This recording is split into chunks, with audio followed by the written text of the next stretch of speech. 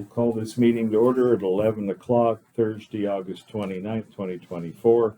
We're here for an update on and take action on the Courthouse project preservation agreement and the Silver Express grant. Those two separate grants, right? Yes. So I don't want to get my Silver Express and my Courthouse mixed up. So I'll turn it over to you, Colleen. Okay, sounds good. I'll go over the Transportation Department one. It's the largest, but it's the easiest. So this is our 2-year congressional allocations for the 5311 formula that is given to Idaho Transportation Department to administer through Federal Transportation Administration. So it's federal money that comes through the states, that comes through us to support Silver Express. So I've gone through and compared the previous agreements that have already been looked over by Ben. Just the only thing that has changed is that on page 2, the dollar amount, it has,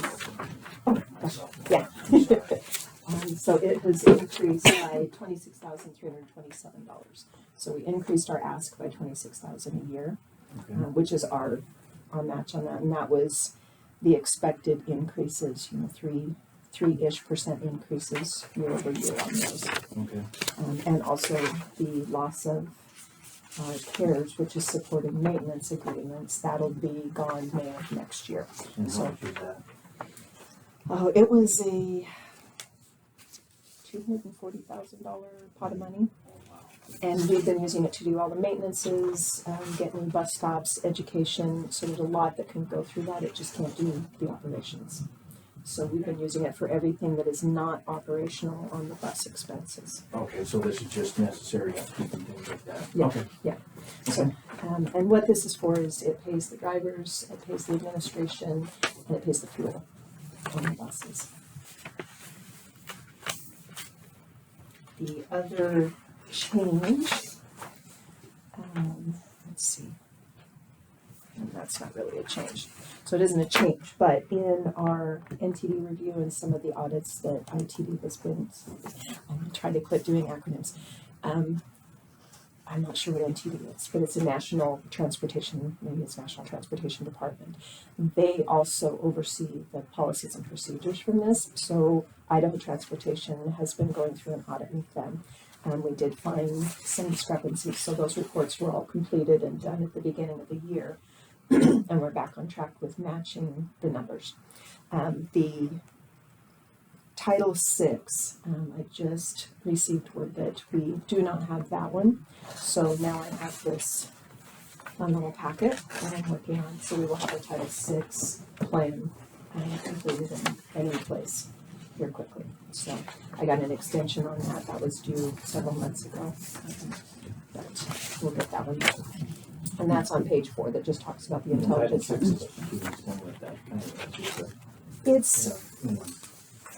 It basically it goes through the civil rights, so it's discrimination and DBAs, and how do we plan to operate in compliance with all the fun things that it's in this. Yeah. And we sign FTA assurances every year, and so it has it. We just don't have a formal plan that outlines it. Oh, okay. So we've agreed to that, and that it's not anything that we're out of compliance. It's just we don't have a formal plan to put in place, and so I'll get that completed, and then we'll have that in place. Yeah, and it's administered through the Idaho Department of Transportation Civil Rights Department, I believe.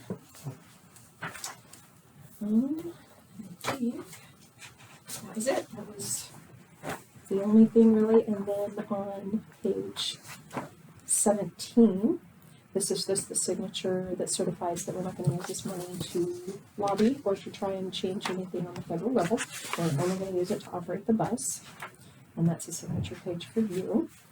And then on page 18, there's a quarterly spend waiver, and so trying to make sure that we stay within the amount they give us every quarter. They ask that we not ask for more than $35,000 back in reimbursements.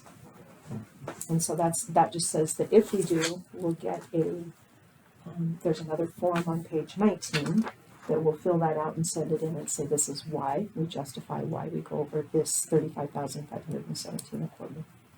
And that's just the federal match. not the total cost of operation for the court. That's what we get back from this grant. Okay. And so do you need an official vote from us to accept this grant? Correct. Okay. Would entertain a motion. I'll move to accept the ITB FTA 5311 Formula Grant Program. I'll second it. Any discussion? No. No? Okay, all in favor? Aye. Aye. Yes, we don't turn those grants down if we can help it. Right. And we do have set aside for the match for a couple of years, so that was taken into account when we looked at this. So we do have set aside for the match. Okay, The next one is for the courthouse balconies. So last year we applied for a CLG, which is Certified Local Government Grant with the City of Wallace. So they're actually the grantee from the State Historic Preservation Office. They have finally figured out we were unique in that most of the time, my understanding is that those grants are for paper, basically planning or strategies. They're not the brick and mortar. We applied for brick and mortar, and so they have not typically done those. So it took them a bit longer to figure out what we needed to do. We just received the agreement information here about a month ago. And so I've been working with the City of Wallace. There are some components that, as the building owners, the property owners, that we need to sign and agree to give to the City of Wallace. I'm on the Planning and Zoning's agenda on the 4th. We will get our certificate of appropriateness from the plans that were put in for this grant. That allows us to go ahead and do the work, and it is approved by the preservation, the Wallace Preservation. And then I'm on the City Council for the 11th for the agenda to sign the Certified Local Government Agreement with SHPO to proceed with the work, to receive the funds.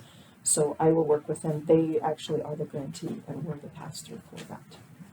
So today what I need is that preservation agreement. And I did update this since the one that I sent to you originally, but the only changes were adding the date that the agreement made on today's date for you guys, and that Shoshone County is the owner and 700 Bank Street is the address. I do need to run over and get the block and lot number, but I have the parcel number that's attached to that. The only thing that I would add is it's for $9,500. We have $7,500 match that's coming from Idaho Historic Preservation, and that has been confirmed. And then we have a set aside of $2,000 cash match to increase that, so that it was a 1-for-1 match on this grant.